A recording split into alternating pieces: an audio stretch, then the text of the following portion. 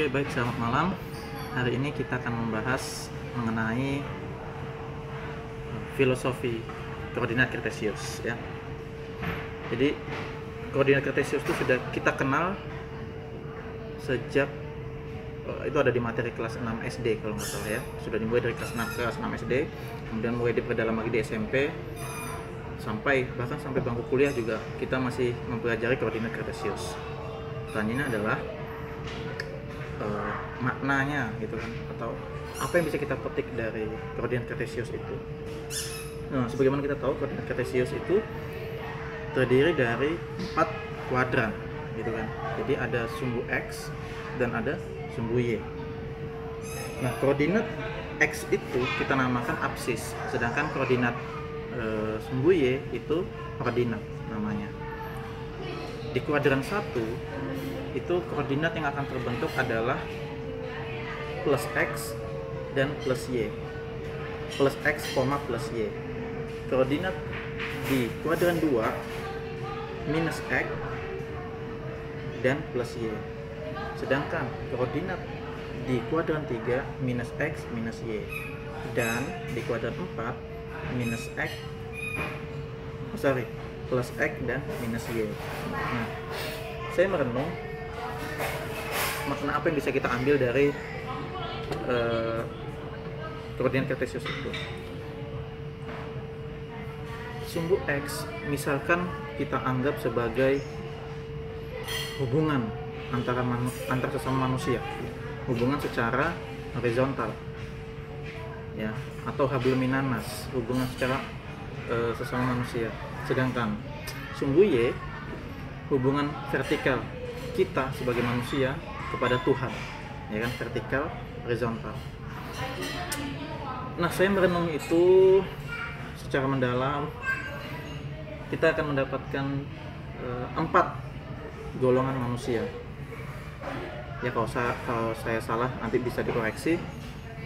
4 golongan manusia itu, yang pertama adalah golongan manusia yang hablum minanasnya oke, hablum minallahnya oke. Jadi dia kan semakin ke kanan nilai X itu semakin besar, dan semakin ke atas nilai Y semakin besar. Titik temunya atau titik koordinatnya semakin besar. Nah, ini golongan tipe manusia yang pertama.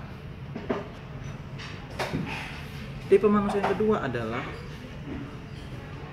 ke kiri ya, sumbu X-nya semakin ke kiri semakin negatif, semakin ke atas positif ya, kuadran 2 di situ. Artinya gini, hablum minannasnya nggak oke, atau dia antisosial gitu ya, tidak banyak teman, tidak banyak bergaul, tertutup orangnya, tapi dia tuh rajin ibadah. Nah, pertanyaannya adalah bagus nggak tipe manusia seperti itu?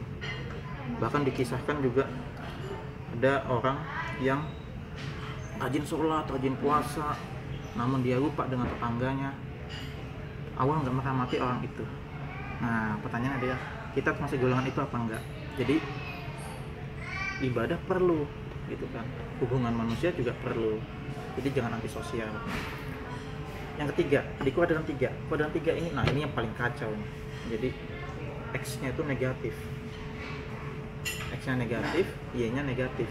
Artinya gini, hubungan dengan manusianya negatif, atau hablum minannasnya nggak oke. Hubungan dengan Tuhan juga nggak oke, apalagi semakin negatif, semakin jauh tuh dari Tuhan.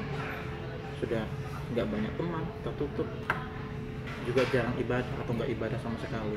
Nauzubillah min dzalik. Itu tipe yang paling kacau lah. Saya bilang paling kacau. Nah, tipe manusia seperti ini bisa menjadi oke ke golongan 1 kalau dia bertransformasi atau melakukan refleksi terhadap titik 0,0, titik pusat, sehingga berada di kuadran 1. Dan yang terakhir, di kuadran 4, tipe manusianya adalah dia banyak teman, hablum minannasnya oke, disenangi orang, disenangi kolega, suka kumpul-kumpul, pokoknya diterima di masyarakat, tapi karena kesibukannya, bisnisnya jalan, semuanya relasinya jalan, karena kesibukannya itu dia lupa Tuhan, negatif Y, ya kan? Jadi positif X, negatif Y. Pertanyaannya bagus nggak seperti itu? Habuminanas perlu, namun habuminallah juga perlu. Nah, dari keempat tipe manusia tadi, pertanyaannya adalah kita mau berada di golongan atau kuadran berapa? Silakan teman-teman jawab sendiri.